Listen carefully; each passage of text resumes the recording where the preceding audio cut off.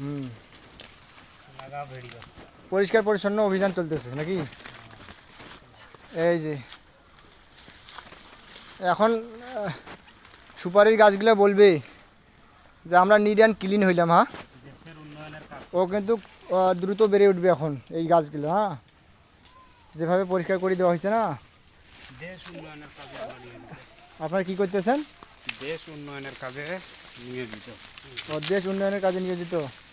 তার মানে যেখানে অপরিষ্কার সেখানেই আপনারা পরিষ্কার ঝাঁপিয়ে পড়েন নাকি? পরিষ্কার পরিচ্ছন্ন অভিযানে আপনারা নামিয়ে পড়েন নাকি? তো আচ্ছা, সমস্যা নাই।